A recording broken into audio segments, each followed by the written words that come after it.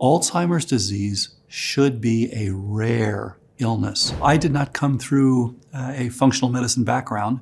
I became interested in the brain when I was a college student and read a book called Machinery of the Brain by Dean Wooldridge, and I got very excited about the brain and how it worked, and began to be interested in the neuroscience of the brain. How does it actually work? What actually goes wrong? And so I went to medical school and trained in neurology.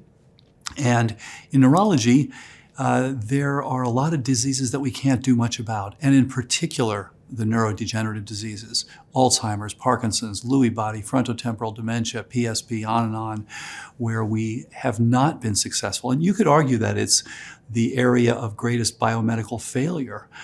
For the successes that we've had in HIV and the successes that we've had in cancer, we've not had successes in neurodegeneration. So I went back to the lab then after clinical training so that we could understand what are the mechanisms that actually drive these diseases. Why do you get neurodegeneration?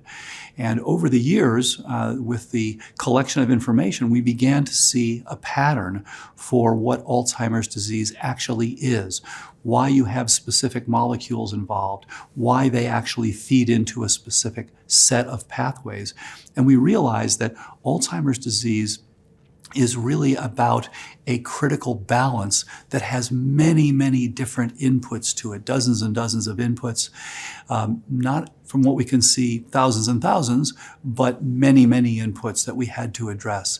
And so what happened was when we started to look at what are actually the things, and we tell the patients, so imagine 36 holes in a roof, you can cover one hole, it doesn't really help you that much. So we want to be able to address all of the different holes. And when we started doing that, we realized it actually fits in very nicely with what functional medicine has been doing in terms of approaches to many different things, from brain disease to hypertension to type 2 diabetes to autoimmune problems.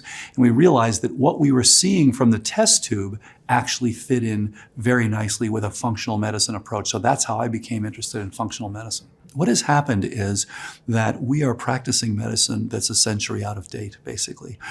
While things have moved forward in Silicon Valley and things have moved forward with iPhones, and look at what you can do today that you couldn't do even 10 or 15 years ago. Medicine is still being practiced an old-fashioned way where we look for a specific diagnosis. We ask what? What is it? Is it measles? Is it a broken bone? Is it rheumatic fever? What is it? And then for each thing, what it is, we get the right prescription, we give them the right thing to do it. That's not the way physiology works. So what we need to do then is to ask in 21st century medicine, instead of to ask what it is, to ask why it is. What are all the contributors? And so we need to close what I call the complexity gap.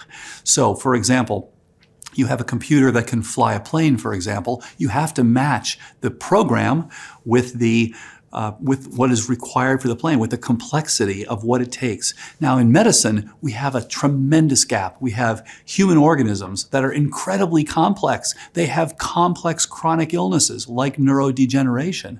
And what do we ask? Serum sodium, serum potassium, a few things like this. It doesn't come close to addressing it. Therefore, what do we come away with? The idea that these diseases that are complex chronic illnesses are ineluctable, that you can't stop them, you can't see them coming, there's nothing you can do. But that is wrong. If you use larger data sets, if you look further at what is actually driving the problem, and we can see this from the laboratory research, here are the things that actually drive the problem, then you can see that in fact there are specific contributors. And it's virtually never one. It's a combination of contributors that add up to an overall change that leads to a complex chronic illness, like one we would call Alzheimer's disease. So what's accurate to say is reversal of cognitive decline in pre-Alzheimer's and Alzheimer's disease. So what we've reversed is the cognitive decline. You can't say that you reverse the Alzheimer's because there's no pathology yet to say that it's gone. What we can say is that the cognitive decline, which continues down, has now changed and now reversed, and now people have improved. And we see this is now several hundred people. We reported the first 19 in 2 different reports, but this is now in several hundred people. So we recommend, though, that everybody, just as everyone should get a colonoscopy when they turn 50, everyone should get a cognoscopy when they turn 45 or over. If you're 55, 60, whatever, check out where you stand and see. You can do this with genetic testing, blood testing, functional testing, and if you're already symptomatic, then including imaging in that. But if you're not, you don't necessarily need to include the imaging, but you should know where you stand. And definitely, if you have one copy of ApoE4, you have an increased risk for Alzheimer's disease over someone who has 0 copies.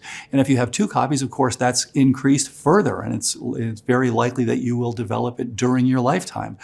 The reality is, Alzheimer's disease should be a rare illness, because if everyone simply checked ahead of time and got on the appropriate program, we would not see such a high incidence of Alzheimer's disease. So we do recommend that anyone, especially people who know that they're ApoE4 positive or have a family history of Alzheimer's disease, get your cognoscopy, get checked out, and get on an appropriate program that will minimize your risk for developing full-blown Alzheimer's disease. We've all heard a lot about the gut microbiome and its importance in various diseases, but it is true that the rhinosinal microbiome is also critically important. And in fact, the neuropathologists have been telling us for many years that whatever causes this pathology of Alzheimer's disease looks, if you look at the neuropathology of it, looks as if it has come from the nose. It is the rhinencephalon, the nose brain, that is typically affected in this illness. And as they've said over the years, we just don't know what that agent or agents are. Well, the reality is that if you look at what happened with neurosyphilis, and in some ways, Alzheimer's disease is the neurosyphilis of the 21st century. If you look at what happened in neurosyphilis, you had a single organism, Treponema pallidum, which set up a chronic inflammation in the brain for years and years that could lead to dementia, and frequently did. With Alzheimer's, it's different. What we see as Alzheimer's, the amyloid, the tau, the changes that we see in pathology, are the result of a protective response. And that's 180 degrees from what people have claimed. This is a protective response to 3 fundamental different insults. And one of them is infection, chronic infection or inflammation. And so when you look at the brains of Alzheimer's patients, what has been reported? Organisms from the mouth, like P. gingivalis, organisms from the lip like herpes simplex virus 1, and then various fungi and molds that are actually living in your sinus. So in fact, your rhinosinal microbiome is going to turn out to be very important. And some of the work, for example, on looking at biofilms, looking at so-called marcons that actually secrete specific factors that reduce the trophic support to your brain and enhance cognitive decline. This supports the idea that ultimately you want to have an optimized rhinosinal microbiome. Not terribly surprising from what we're seeing with the gut, the oral microbiome, the skin microbiome. These microbiomes are turning out to be critical for complex chronic illnesses like Alzheimer's disease. So the amyloid, again, is a protective response, and there's some nice work coming, for example, from Robert Moyer and Rudy Tanzi at Harvard, showing that it's an antimicrobial peptide. We've also seen previously that when you have trophic withdrawal, you change the balance of the molecule that is the precursor for amyloid. So amyloid comes from a parent molecule called amyloid precursor protein, which functions as a molecular switch so that it actually can go in a trophic direction, which supports neurite formation, elongation, and inhibits programmed cell death, or it can be cleaved in an alternative way that pushes it in an antitrophic, in a downsizing direction. So you're going back and forth with this switch. When you're young, then you are balancing these beautifully, but as you begin to get older, you can be too much on the wrong side of this, which produces the amyloid. So yes, the things that push that in the direction that is ultimately going to give you what we call Alzheimer's disease, although we recognize subtypes of these, but what we call Alzheimer's disease can be inflammation, chronic infection, can be trophic withdrawal, or can be exposure to toxins. So for example, Amyloid is a very good binder of various metals like iron or like copper, things like that. So all of these things can push you in the direction that we associate with Alzheimer's disease. And hence, the amyloid is literally a protective response under these conditions. So toxins contribute in many different ways. As you know, there are many, many different mechanisms for toxins to contribute to many human diseases. And we're exposed to toxins, at an unprecedented level, unfortunately. One of the things that's critical, though, and especially the biotoxins, things like mycotoxins, is that, and these are a little different than the metallotoxins, for example, so different mechanisms. But in the biotoxins, one of the mechanisms is that these activate your innate immune system. So you essentially take two steps when you're exposed to a pathogen. You've got step one, which is a general activation. It's a little bit like if you had a bomb, a terrorist who had bombed some area.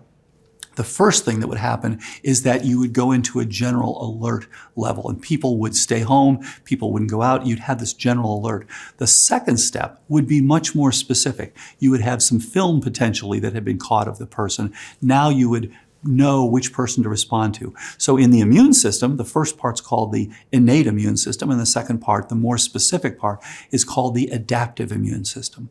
So these toxins trigger the innate immune system. For people who respond better, they ultimately have an adaptive response. They get rid of the toxin, you don't have more exposure, things are good. But with continued exposure, or with a poor response where the innate system responds, but the adaptive system does not respond, and Dr. Richie Shoemaker and his group have done a lot of nice work in this area, then you get this chronic activation of the innate immune system. And guess what one of the things is for that innate immune system? Amyloid beta. So you've now got this chronic activation, which is producing the very stuff that is collecting in the brains of the Alzheimer's patients. So it turns out that amyloid is also a very good binder of metals, especially divalent metals, things like mercury and copper, and things that can be in a divalent state, like iron, for example. And actually, the epidemiological work suggests that there may turn out to be some other metals as well that will turn out to be important. But for example, if you look at the RNA that is going to lead to the amyloid precursor, that RNA actually has a region that binds to iron. So you interact and you actually increase the production of the APP, of the amyloid precursor, in the presence of iron. So we actually identified there's 6 different subtypes, but they all are related to those 3 major processes. So what happens is you have this balance, and you've got many different things that are on the side, what we would call synaptoblastic. Just like if you look at, you look at osteoblastic, someone who has osteoporosis has too much osteoclastic activity for the amount of osteoblastic activity, and they've gone in the wrong direction. Same story with Alzheimer's. There is a whole set of signals that are synaptoblastic, that are forming synapses, and they're supported by things like nutrients. There's a whole set of signals that are synaptoclastic, that are literally pulling back and downsizing. And the things that are signaling on the synaptoclastic side fall into 3 general groups. So they are inflammatory things, be they inflammatory due to pathogens, chronic pathogens like Borrelia and molds and chronic viruses and chronic bacteria, things like that, or sterile inflammation, such as people eating trans fats and too much sugar and things like that. Advanced glycation end products, stuff like that, that's what we would call type 1. Then there is a type 2. If you suddenly withdraw trophic support, nerve growth factor, BDNF, estradiol, progesterone, pregnenolone, testosterone, free T3, thyroid, B12, vitamin D, all these things are critical support factors. If you withdraw them, especially suddenly, then you will move to the wrong side of that balance and in fact enhance your likelihood of developing amyloid. So we call that type 2. There is a type 1.5 which has some of both, and that's what we call glycotoxic. So people who have chronically high insulin and glucose, so people headed for prediabetes and type 2 diabetes, but this happens before you actually get to type 2 diabetes. You're already at increased risk. They have both the inflammatory part because of things like the advanced glycation end products, and they have the atrophic part because they have insulin resistance. So insulin's no longer functioning as a trophic factor in the way it did before. So they have a little bit of type 1 and a little bit of type 2, so we call that type 1.5. Then there's a separate group, and they present very differently. The so-called type 3s, these are people who've been exposed to things like biotoxins, like mycotoxins or metallotoxins. And these people often have, instead of an amnestic presentation, where they will come in with difficulty storing new information, they often have cortical presentations. So problems with calculation, problems with visual perception, problems with word finding, problems with organizing. These are the things that they often present with. It is a different presentation. They're often younger people. So very different story. And these people virtually all end up turning out to have an exposure to these various toxins. So we call that type 3, and it has to be treated differently, actually. And then there's a type 4, which is a vascular contribution, and type 5, which is traumatic contribution. But they largely go by these same 3 major mechanisms. So the most important thing initially is to get in early and to find out how far along you are. And then, as you say, the subtypes. We want to know. People frequently have more than one. So you might find someone who's 70% type 1 and 30% type 2, that sort of thing. So yes, they have then a personalized approach to addressing type 1 and type 2. So there are a lot of things that we can all do to give ourselves Alzheimer's. Most of us don't want to do that, but if you look through all the things that you can do to give yourself Alzheimer's disease, in fact, a lot of us are doing most of these already. And one of them is to eat a very high carbohydrate diet, a pro-inflammatory diet, a diet that gives you insulin resistance. You drive up your insulin levels and you develop a change. And there's some beautiful work from Professor Ed Getzel at UCSF showing that if you actually look at neural exosomes, so these are tiny fragments of cells that you can find in the blood that are derived from neurons, you can actually see this change where you see that the signaling molecule IRS1, which normally should have high tyrosine phosphorylation, low serine threonine phosphorylation. The tyrosine is the on switch, the serine threonine is the off switch. Because of chronically high glucose and insulin levels, it has switched. So you now have high on the off button and low on the on button. So you're not getting the same signaling that you had before. So you are literally changing your brain chemistry by this chronically high consumption of a high carbohydrate diet. The reality is, we did not evolve as human beings to have a high simple carbohydrate diet, but we are awash in simple carbohydrates now. So there may be a number of links between leaky gut and Alzheimer's, but an obvious one is that with leaky gut, you produce a state of chronic inflammation. And inflammation, unquestionably, is pro-Alzheimer's. For example, just the activation of NF-kappa B, one of the inflammatory mediators. Some of the genes that this affects turn out to be the very ones that cleave the amyloid precursor protein to produce the amyloid. So you are putting yourself in a pro-Alzheimer's state if you have chronic inflammation. And leaky gut is a great way to produce chronic inflammation. In addition, of course, you end up with fragments of bacteria that actually end up in the brain. You can see them sticking literally at the site of the amyloid plaques. So leaky gut is something that we all want to avoid if we're trying to avoid cognitive decline. You have to remember that the amyloid precursor protein actually is an integrating receptor. So it is sampling many, many different things. Trophic factor support like nerve growth factor and brain-derived neurotrophic factor. Sampling things like estradiol level, testosterone level, pregnenolone level, and nutrient levels, things like vitamin D. So in fact, the reality is, as you start to add, you have more of these things, you are increasing your risk. So it's not typically one thing. Now, having said that, there are certain things that in our world situation, people are particularly poor. So for example, there are 1 billion people on Earth who are zinc deficient. So that is a relatively common contributor. And by the way, zinc is important in appropriate use of insulin. So in fact, it will increase your likelihood of having the very poor state of insulin usage that is associated with cognitive decline.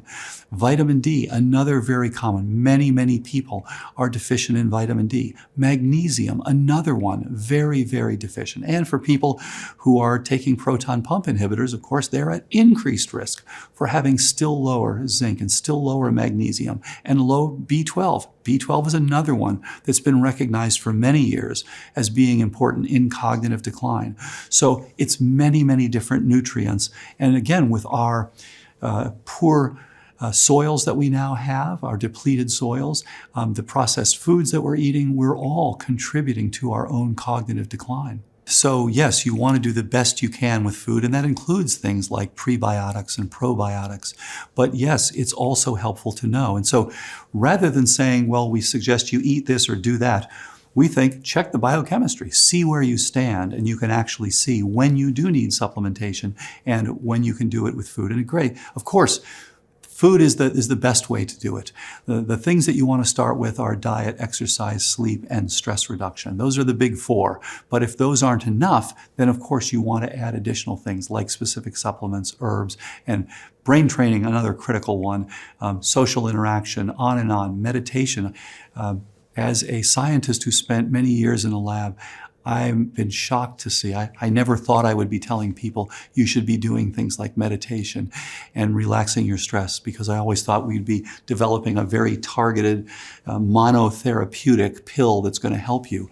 This is not a monotherapeutic disease. The monotherapeutics can be helpful, but in the background of the whole program. So as a researcher, we're typically not running a clinic. We're typically training many practitioners who run clinics in right now 7 different countries and all over the US, who then will look and interact with us and look at specific markers. So yes, you want to know, again, how far the person is along, what are the drivers of the process, their biochemistry and their genetics, and then their functional status.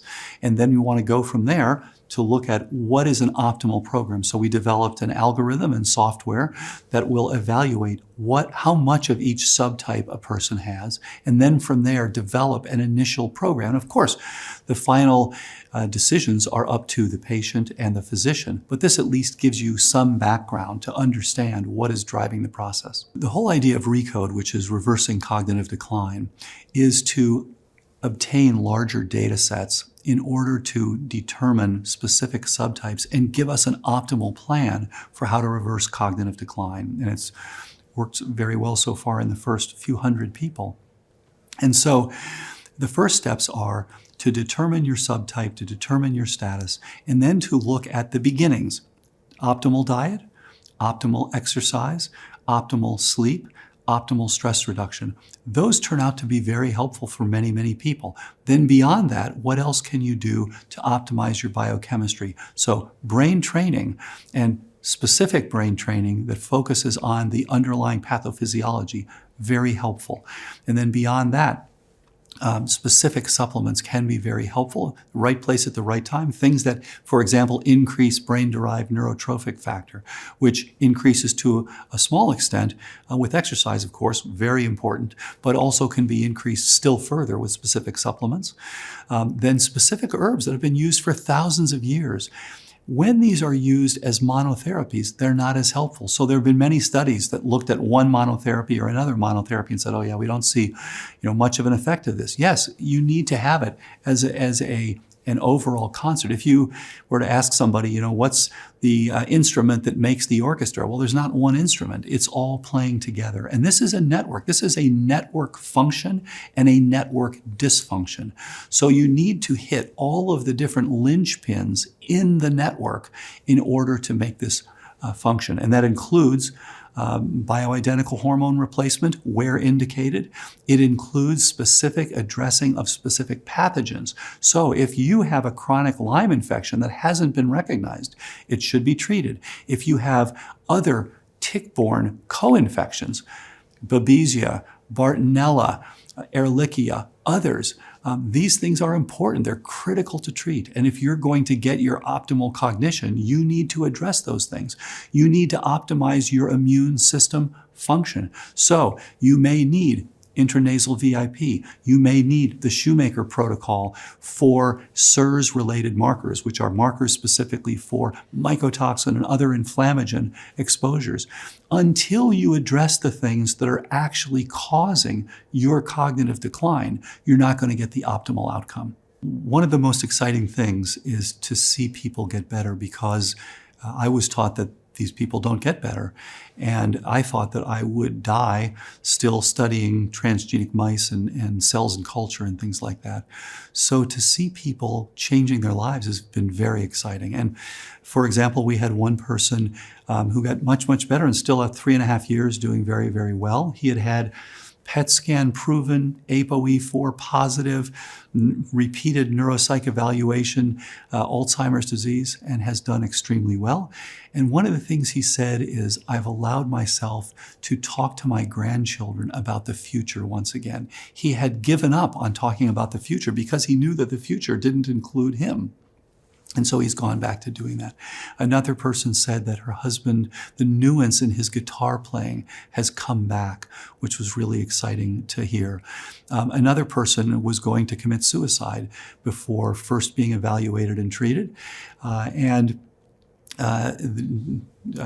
has done very, very well, and of course did not commit suicide. Actually said to her family member after, "Did you know that I had Alzheimer's disease?" And the family member said, "Well, of course I did. And it was obvious from your symptoms, but I didn't want to say anything to you about it." Another person said that it has, allowed her to enjoy life again, and to get out and do the things that she always enjoyed doing. Another one said that, she went back to playing golf and she was able to remember, what everyone was doing and her own strokes on the course and that thing. So, now a little harder for people to cheat because she actually is seeing who's doing what on the golf course. So just to see the changes. We had another a young woman who said, my mother is back. My mother is back interacting with the family again. So these sorts of things are really exciting to hear. So there's no question that epidemiology shows that women are at greater risk than men. It's not 100% clear yet why that is. One of the guesses is that women have a more rapid decline in hormonal support. Men have a slower decline. As they go through andropause, it's a slower decline. And we know that sudden declines are one of the things that change the APP signaling. There are other possibilities. We don't know all of them yet.